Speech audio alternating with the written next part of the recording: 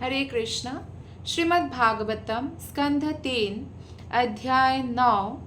आज का श्लोक है श्लोक संख्या 30। भूयस्त्वं तप आतिष्ठ विद्यां चैव मदाश्रयम् तभ्यामन्तर्हिदि ब्रह्मन् लोकान् द्रक्ष्यस्य पव्रितान्। भूयस्त्वं तप आतिष्ठ विद्यां चैव मदाश्रयम् तभ्यामन्तर्हिदि ब्रह्मन् लोकान् द्रक्ष्यस्य पव्रितान्। अनुवाद और तात्पर्य श्रील प्रभुपाद के द्वारा। श्रील प्रभुपाद की जय। अनुवाद। हे ब्रह्मा, तुम अपने आप को तपस्या तथा ध्यान में स्थित करो और मेरी कृपा पाने हेतु ज्ञान के सिद्धांतों का पालन करो। इन कार्यों से तुम अपने हृदय के भीतर से हर बात को समझ सकोगे। तो इस अध्याय में हम देखते हैं कि ब्रह्मा जी बहुत सुंदर स्तुति करते हैं भगवान कृष्ण की, और उनकी स्तुति से, प्रार्थना से, उनकी तपस्या से संतुष्ट होकर भगवान उनको दर्शन देते हैं। तब ब्रह्मा जी के अंदर इस भय को देखकर कि कैसे वो सृष्टि करेंगे, एक प्रकार से एक चिंता को देखकर भगवान कहते हैं 29 श्लोक में कि तुम चिंता मत करो, जो आपको करना है वो पहले से ही मैं सृष्टि कर चुका हूँ, आपको बस माध्यम बनना है। जैसे अर्जुन को कृष्ण ने कहा था, निमित्त मात्रा भव सव्यसाचिन। अर्जुन का एक नाम है सव्यसाची, अर्थात जो अंधकार में भी तीर मार सकते हैं। एक बार जब कुंती महारानी पांचों पांडवों को खिला रही थी तो जो लैंप था वो बुझ गया, जो दीपक बुझ गया, और जब तक दीपक जलाया बहुत ज़्यादा समय नहीं लगा, फिर भी सभी पांचों पांडवों का प्लेट खाली हो चुका था। किसने खाली किया अंधकार में? भीम, क्योंकि भीम को खाने का बहुत शौक था, तो इसलिए भीम अंधकार में भी पूरा खा लिया था। तो ये बात अर्जुन को बहुत आश्चर्यजनक लगा कि अंधकार में जब हम खुद की प्लेट से खुद ही नहीं खा पा रहे थे, और भीम ने अंधकार में भी सबकी प्लेट से और एकदम सफाया कर दिया, किसी को पता नहीं चला, ये कैसे संभव है? तो उन्होंने अपने गुरु द्रोणाचार्य को पूछा कि कैसे संभव है। तो द्रोणाचार्य ने कहा कि जिसको जिसमें लगाव है वो उसमें अगर ध्यान दे और अध्यावसाय करें तो परफेक्शन ला सकता है। तो अर्जुन ने सोचा कि मुझे भी धनुर्विद्या में बहुत लगाव है, लेकिन मैं अंधकार में तो धनुष नहीं चला सकता। क्यों ना मैं भी ध्यान दूँ, अध्यावसाय करूँ, प्रैक्टिस करूँ, और मैं अंधकार में भी जो है धनुष चला सकूँ। तो अंधकार में वो प्रैक्टिस करना स्टार्ट किया, और फिर वो उसमें भी महारत हासिल किया, और फिर उनका नाम हुआ सव्यसाची, यानी जो अंधकार में भी तीर मार सकते हैं। क्योंकि सूर्य की रोशनी में भी बहुत लोग तीर मारते हैं तो सही जगह पे नहीं पड़ता है, पर अर्जुन एकदम परफेक्ट था। तो अर्जुन को भी कृष्ण ने यही कहा था कि हे अर्जुन, ये विराट रूप जब दिखाते हैं कृष्ण अपना 11 चैप्टर में, अर्जुन को कहते हैं कि हे अर्जुन, मैं सबको मार चुका हूँ ऑलरेडी। पांडवों के सिवा दोनों साइड के जो योद्धा है वो सब मारे जाएंगे, लगभग सारे के सारे मारे जाएंगे। तो इसलिए तुम चिंता मत करो, तुम बस निमित्त मात्र बनो। तो यहाँ पे भगवान ब्रह्मा जी को कह रहे हैं कैसे सृष्टि करने का उनको जो है ज्ञान मिलेगा, कि तुम अपने आप को तपस्या और ध्यान में स्थित करो। तो ब्रह्मा जी को जो ये आदेश दिया है वो आदेश समस्त मानव जाति के लिए है। हमें स्वयं भगवान की प्रसन्नता हेतु तपस्या करना चाहिए, यानी शरीर और मन को तपाकर भी भगवान की भक्ति में लगे रहना चाहिए, और ध्यान बहुत इम्पॉर्टेंट है। मेडिटेशन, मंत्र मेडिटेशन करना चाहिए, हरे कृष्ण महामंत्र का जप करना चाहिए। और भगवान कहते हैं कि मेरी कृपा पाने हेतु ज्ञान के सिद्धांतों का पालन करो। ज्ञान के सिद्धांत, ज्ञान किसने प्रदान किया? भगवान ने प्रदान किया शास्त्रों के जरिए। तो इसमें जो सिद्धांत है उसका हमें पालन करना चाहिए। तो ये ब्रह्मा जी को बोला भगवान ने, और कहा कि इन कार्यों से तुम अपने हृदय के भीतर से हर बात को समझ सकोगे। तो हर बात को सिर्फ भगवान के शास्त्र में जो दिया गया है वो भगवान की आज्ञा है, और भगवान की आज्ञा पालन करने से भगवान प्रसन्न होते हैं। हृदय में जो भगवान हमारे निवास करते हैं परमात्मा रूप में, तो वो हमारे हृदय में सब कुछ प्रकाशित कर देते हैं, हृदय से ही हमें निर्देश भी देते हैं। जैसा कि भागवत गीता में भी भगवान कहते हैं 10वें अध्याय में, ददामि बुद्धि योगम त्वम। ऐसे भक्त जो बहुत सिंसियर है और परिश्रम भी करते हैं भगवान को प्राप्त करने के लिए, भगवान को प्रसन्न करने के लिए, उनको भगवान बुद्धि देते हैं। तात्पर्य में श्रील प्रभुपाद जी बताते हैं कि उनकी यह दया भक्तिमय सेवा के प्रति हमारी तपस्या तथा अध्यावसाय के कारण प्राप्त होती है। भक्ति करने के लिए जो हम प्रयास करते हैं, कलियुग है और बहुत सारा संघर्ष है, नौकरी करना है, परिवार का पालन पोषण करना है और बहुत सारे कार्य होते हैं, फिर भी भक्त भक्ति ज़रूर करते हैं। और भक्ति के लिए जो वो परिश्रम करते हैं और बाकी कार्य भी वो कृष्ण की प्रसन्नता के लिए करते हैं। जैसे कोई अगर पिता है और वो भक्त है, वो जानते हैं कि ये जो संतान है मेरे, ये भगवान का अंश है, और ये जानकर कर्तव्य के रूप में वो पिता का कर्तव्य पालन करते हैं कृष्ण की प्रसन्नता के लिए। तो ये जब भगवान की प्रसन्नता के लिए जब हम हर कार्य करते हैं तो हमें भगवान की दया कृपा प्राप्त होती है।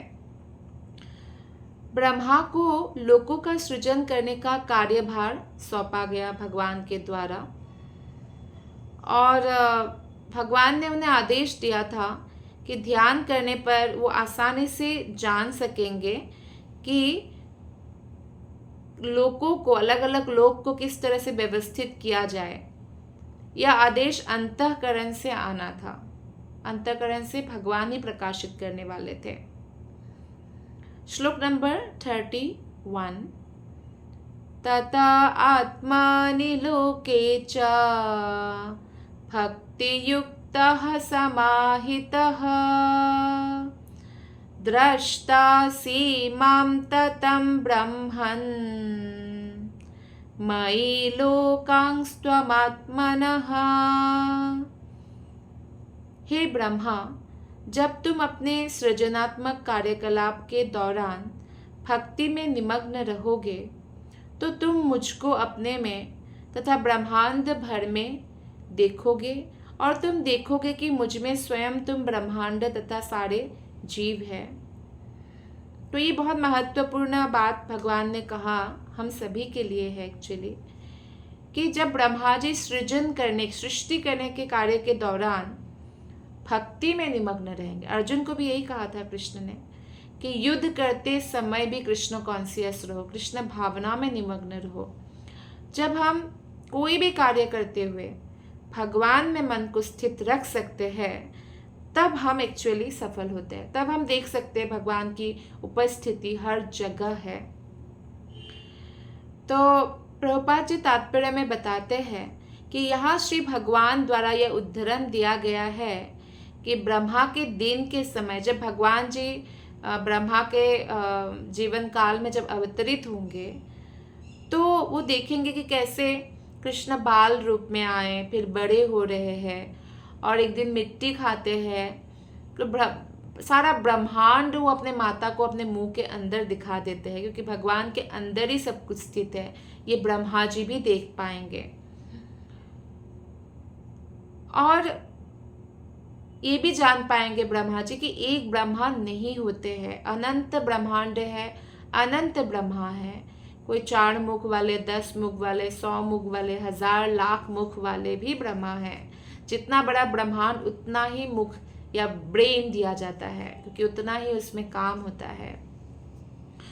तो ये ब्रह्मा जी को पता नहीं था, लेकिन कृष्ण जब इस धरातल पर थे और द्वारिका लीला कर रहे थे, तब ब्रह्मा जी एक दिन मिलने जाते हैं। तो भगवान मीटिंग में होते हैं, तो भगवान पूछते हैं कौन से ब्रह्मा।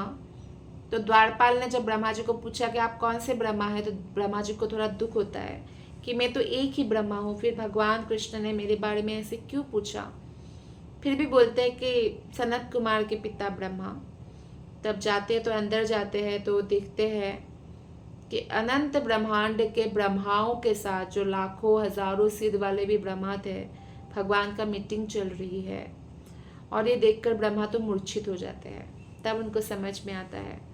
तो ये सब जो है भगवान की कृपा के कारण ब्रह्मा देख पाते हैं।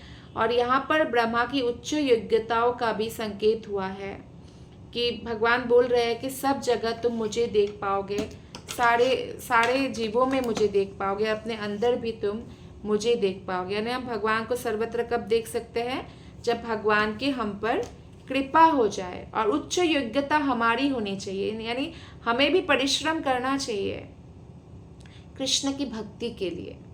श्लोक नंबर 32। यदा तु सर्वभूतेषु दारुस्वग्निमिव स्थितं प्रतिचक्षितमं लोको जयात्तर्ह्येव कश्मलम्। तुम मुझको सारे जीवों में, यानी भगवान कह रहे हैं ब्रह्मा, आप मुझको सारे जीवों में देख सकोगे तथा ब्रह्मांड में सर्वत्र भगवान को देख सकेंगे ब्रह्मा जी। और उसी प्रकार देखोगे जिस तरह काष्ठ में अग्नि स्थित रहती है। काष्ठ भले ही कोई भी लकड़ी हो, उसमें अग्नि जरूर स्थित रहती है। जैसे लकड़ी घर्षण करके भी अग्नि प्रकट कर सकते हैं। केवल उस दिव्य दृष्टि की अवस्था में तुम सभी प्रकार के मोह से अपने आप को मुक्त कर सकोगे। यानी हम हर जगह, हर जीवों के अंदर जब भगवान कृष्ण की उपस्थिति का अनुभव कर सकते हैं, उस दृष्टि को प्राप्त करने के बाद ही एक्चुअली हम पूरी तरह अपने आप को मुक्त कर सकते हैं। ब्रह्मा ने प्रार्थना की कि अपने भौतिक कार्यों के दौरान कहीं वे श्री भगवान के साथ जो अपना नित्य संबंध, उसको अगर भूल जाए तो बहुत दिक्कत हो जाएगी। तो प्रार्थना करते हैं कि हे भगवान, आपके साथ जो मेरा नित्य संबंध है वो मैं कभी ना भूलूं। उस प्रार्थना के उत्तर में भगवान ने कहा कि उन्हें यह विचार तक मन में नहीं लाना चाहिए कि वे भूल जाएंगे भगवान को, या भगवान के साथ, सर्वशक्तिमान के साथ संबंध रखे बिना वो कुछ अपने आप कर सकते हैं। क्योंकि जिस तरह काष्ठ में अग्नि निहित होते हैं, इस तरह हर जीवात्मा में परमात्मा है और हर शरीर उस आत्मा के कारण ही जीवंत है। और ये जीवंत जो चेतना है वो भी भगवान से ही हमें प्राप्त होता है। भगवान की शक्ति उनकी सारी सृष्टि में वितरित रहती है।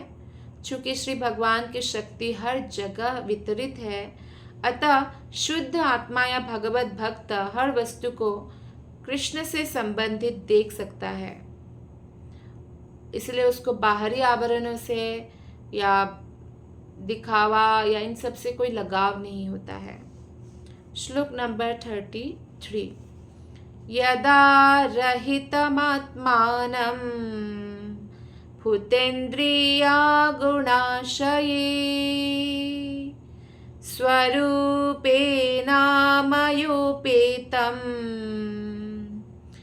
पश्यन् स्वराज्यमृच्छति।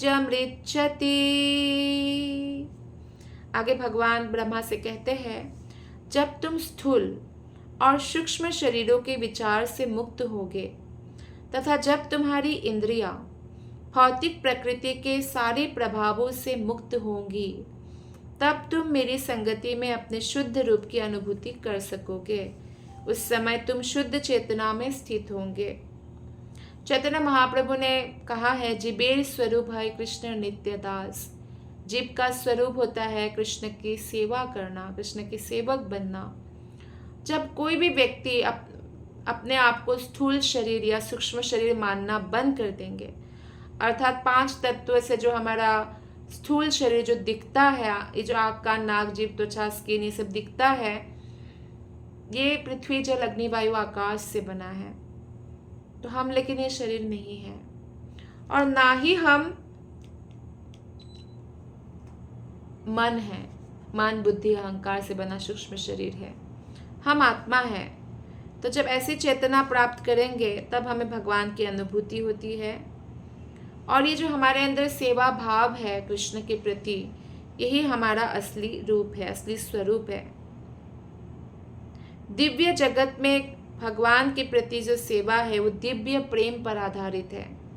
भौतिक जगत में सेवा स्वार्थ पर आधारित होता है या भौतिक प्रेम पर आधारित होता है।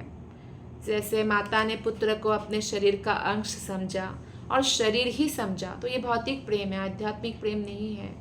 लेकिन माता का पुत्र के प्रति आध्यात्मिक प्रेम हो सकता है जब वो पुत्र को कृष्ण का अंश समझे, स्वयं को भी आत्मा जाने और पुत्र को भी आत्मा जाने, और इस प्रकार से अपना कर्तव्य का पालन करें। कई लोग ये सोच सकते हैं कि हम भगवान का सेवक क्यों बने। अगर हम भगवान के सेवक नहीं बनते हैं तो हम अपने इंद्रियों के सेवक बन जाते हैं, क्योंकि आत्मा का ये स्वभाव है सेवा करना। और भगवान की सेवा में भौतिक जगत की तरह नौकरों वाला बर्ताव नहीं होता कि जबरदस्ती मैं आपका मालिक हूँ, आपको मुझे सम्मान देना ही पड़ेगा, या कोई वेतन हो रहा है, ऐसा नहीं। ये दिव्य प्रेम पर आधारित सेवा है, यहाँ कोई जबरदस्ती का खेल नहीं होता है। देखिए, सभी जीवों को तो भगवान ही पालन पोषण कर रहे हैं। अगर कोई जीव भगवान से विद्रोह भी करते हैं, बोलते हुए भगवान की पूजा नहीं करूँगा, तो भी पालन पोषण करते हैं भगवान। भगवान कभी भी किसी को जबरदस्ती नहीं करते हैं। तो अपने अपने कर्मों के हिसाब से व्यक्ति सुख दुख को प्राप्त करते हैं। तो अगर हम लोग कृष्ण के दास नहीं बनेंगे तो इंद्रियों के दास बन जाएंगे। इसलिए जब अलेक्जेंडर पूरा विश्व विजय किया, भारत में आए और भारत से एक साधु को अपने वहाँ ले जाना चाहते थे, तो साधु को बोला कि आपको मेरे साथ चलना होगा। तो साधु ने कहा मैं नहीं जाऊँगा। अलेक्जेंडर ने पूछा तुझे मालूम नहीं मैं कौन हूँ? तो साधु ने कहा मालूम है, तू मेरे दास के दास है। साधु जिन्होंने अथक परिश्रम से भगवान पर ध्यान एकाग्र करके अपने इंद्रियों पर, मन पर विजय प्राप्त किया, अपने क्रोध पर विजय प्राप्त किया, विकारों पर विजय प्राप्त किया, उन सब विकारों का दास थे अलेक्जेंडर। तो इसलिए उनका कहना सही था कि तुम इंद्रियों के दास हैं, और वो गोस्वामी थे। तो दास इंद्रियों के दास, साधु का दास इंद्रिया, इंद्रिय के दास अलेक्जेंडर। तो इसलिए बोला मेरे दास के दास हो। तो उनको बहुत बड़ा आश्चर्य हुआ, ये बात सत्य है। तो दिव्य प्रेममयी सेवा में जो दास होते हैं भगवान के, वो भगवान की तरह ही स्वतंत्र होते हैं। जैसे भगवान स्वराट है, स्वतंत्र है कुछ भी करने के लिए, भगवान के जो दास है वो भी स्वतंत्र होते हैं, क्योंकि भगवान कोई ज़बरदस्ती नहीं करते उनको सेवा करने के लिए। हालांकि भौतिक जगत में भी बहुत सारी सेवा प्रेम के कारण होता है। जैसे फॉर एग्जांपल कि कोई पत्नी है, वो पति को प्रेम करती है, तो कोई सैलरी के कारण या किसी स्वार्थ के कारण ना करके जब वो निस्वार्थ भाव से होता है प्रेम, क्योंकि पति है या किसी का कोई पुत्र है या कोई मित्र से प्रेम करते हैं निस्वार्थ भाव से, तो वो प्रेम के कारण होता है। भौतिक जगत में ऐसा बहुत कम भाग्यवान व्यक्ति को प्राप्त होता है, लेकिन आध्यात्मिक जगत में प्रेम ऐसा ही स्वतःस्फूर्त होता है, किसी भी स्वार्थ भावना से मुक्त होते हैं। और जब हम भक्त बनते हैं तो हमारे हृदय में ये भावना तीव्र हो जाती है कि निस्वार्थ भाव से हम भगवान से और भगवान के अंशों से भी प्रेम करें। तो यानी भगवान की भक्ति में प्रगति करने के साथ साथ हमारा जो विज़न है वो और बड़ा हो जाता है। तो हम हर जगह भगवान का दर्शन कर पाते हैं, और इस तरह से हम भगवान से स्वतःस्फूर्त प्रेम के कारण जुड़े रहते हैं। तो भौतिक जगत में जो उदाहरण है, जैसे पिता पुत्र का या मित्र का, पति पत्नी का, वो कभी कभी स्वार्थ से पूरित हो भी जाते हैं, लेकिन आध्यात्मिक जगत में ऐसा नहीं होता है। आध्यात्मिक जगत में हर व्यक्ति स्वयं से ज़्यादा विश्वास दूसरे भक्त पर करते हैं। ये जो श्लोक है कि आप जब शरीर के भाव से, मन के भाव से मुक्त हो जाओगे और भौतिक प्रकृति के सारे प्रभावों से मुक्त हो जाओगे तो आप मुझे अनुभव कर सकते हो। तो ये ज्ञानियों पर भी लागू होता है जो भगवान को निराकार समझते हैं, क्योंकि वो लोग भी भौतिक कलमश से मुक्ति पाने के लिए जो है प्रयास करते रहते हैं, इंद्रियों का दमन करने के लिए प्रयास करते रहते हैं, मन को वश में करने के लिए प्रयास करते रहते हैं। तो ये ज्ञानी तथा भक्तगण भौतिक कलमश से मुक्ति पाने तक एक मत है, किंतु जहाँ ज्ञानी लोग सामान्य ज्ञान के स्तर पर शांत हो जाते हैं, ज्ञान प्राप्त करके शांत हो गए, लेकिन भक्तगण प्रेममय सेवा के द्वारा और आगे जो है प्रगति कर लेते हैं और अपने स्वतःस्फूर्त सेवा भाव के कारण आध्यात्मिक व्यक्तित्व का विकसित कर लेते हैं, जो उत्तरोत्तर बढ़ता हुआ माधुर्य रस तक स्तर तक पहुंच जाता है। तो इस प्रकार भक्त को और आगे जाने का मौका मिलता है, जबकि जो योगी है, ज्ञानी है, वो उसी में संतुष्ट होकर रह जाते हैं। श्लोक नंबर 34। नाना कर्मा वितानेन प्रजा बह्वीसि शिक्षतः नात्मा वसीदत्यसिंस्ते वर्षियान्मद अनुग्रह। चूँकि तुमने जनसंख्या को असंख्य रूप में बढ़ाने तथा अपनी सेवा के प्रकारों को विस्तार देने की इच्छा प्रकट की है, अतः तुम इस विषय से कभी भी वंचित नहीं रहोगे, क्योंकि सभी कालों में तुम पर मेरी अहेतु की कृपा बढ़ती ही जाएगी। तो ब्रह्मा जी को दर्शन दिया है और ब्रह्मा जी को ये आश्वासन दिया है भगवान ने कि तुम पर मेरी अहेतु की कृपा हमेशा बढ़ता ही रहेगा। जो भी शुद्ध भक्त होते हैं, उनके शुद्ध विचारों के कारण, शुद्ध भाव के कारण, भौतिक आसक्ति के त्याग के कारण और आध्यात्मिक आसक्ति विकसित करने के कारण कृष्ण अत्यंत प्रसन्न होते हैं, जो समस्त जीवों के कल्याण में लगे रहते हैं। और कृष्ण इसीलिए अपना अहेतु की कृपा दिन ब दिन उन पर और वृद्धि करते रहते हैं। श्लोक नंबर 35 और 36 हम एक साथ पढ़ेंगे। ऋषि माध्यम न बध्नाति पापीयास्त्वं रजो गुणः यन्मनोमयि निर्बद्धं प्रजाः संसृजतोऽपि ते ज्ञातोऽहं भवता त्वद्य दुर्विज्ञेयोऽपि देहिनम् यन्मां त्वं मन्यसे युक्तं भूतेन्द्रिया गुणात्मभिः। तुम आदि ऋषि हो। ब्रह्मा जी को कृष्ण कहते हैं, ऋषि कह रहे हैं, क्योंकि वो तपस्या किया है भगवान की, इतना सुंदर तपस्या किया, इतना सुंदर ध्यान किया कि भगवान उनके सामने प्रकट हुए हैं। तो कहते हैं तुम आदि ऋषि हो ब्रह्मा, और तुम्हारा मन सदैव मुझ में स्थिर रहता है। ये शुद्ध भक्त का लक्षण है, और ऐसे भक्त कृष्ण को अत्यंत प्रिय होते हैं। अपने प्रिय भक्तों के बारे में भगवान ने भगवत गीता के 12वें अध्याय में भी वर्णन किया है कि कौन कौन से भक्त भगवान को अत्यंत प्रिय होते हैं, जिसका मन कृष्ण में स्थित रहता है। इसीलिए विभिन्न संततियां उत्पन्न करने के कार्य में लगे रहने पर भी तुम्हारे पास पापमय रजोगुण फटक भी नहीं सकेगा। संतान या सृष्टि कार्य में रजोगुण आक्रमण कर सकते, पर ब्रह्मा जी इस आक्रमण से मुक्त है, भगवान कहते हैं, क्योंकि भगवान में उनका मन स्थित है। ठीक उसी प्रकार जैसे कि भक्ति विनोद ठाकुर भी कहते थे कि वो भगवान की सेवा में 10 पुत्र भी उत्पन्न कर सकते हैं। अर्थात भगवान में मन को स्थित करते हुए कोई अगर अपने पत्नी के साथ पुत्र प्राप्ति के लिए संग भी करे तो मन प्रदूषित नहीं होता है। लेकिन भगवान में मन को स्थापित किए बिना कोई स्त्री पुरुष अगर संग करते हैं अपने एंजॉयमेंट के लिए, तो उनका मन पूरी तरह से प्रदूषित हो जाता है, रजोगुण से एकदम थक जाता है। और ऐसे रजोगुण में जिसका मन स्थित रहता है वो भक्ति नहीं कर सकता है। इसलिए हर समय मन को कृष्ण में स्थित रखना चाहिए। यदि कभी ब्रह्मा के बारे में यहाँ पे तात्पर्य में श्रील प्रभुपाद जी बताते, कभी मोहग्रस्त होते भी है, जैसे कि अंतरंगा शक्ति से लेकिन मोहग्रस्त होते हैं। जैसे अर्जुन मोहग्रस्त हो गए थे युद्ध में, और लेकिन वो उत्तरोत्तर उन्नति के लिए, दूसरों की भी भलाई और उस भक्त की भलाई के लिए भी होता है। वो भगवान की अंतरंगा शक्ति से ढक दिए जाते हैं। जैसे ब्रह्मा जी को ये वो ग्रस्त हो गए थे और ब्रह्मा जी ने भगवान के जो है दिव्य लीला को देखकर मोहग्रस्त हो गए थे कि कृष्ण ने अपना ही विस्तार करके गाय और बछड़े में कर लिया। तो ये भी उत्तरोत्तर उन्नति के लिए ही होता है। 36 श्लोक में बताया गया है कि यद्यपि मैं बद्धात्मा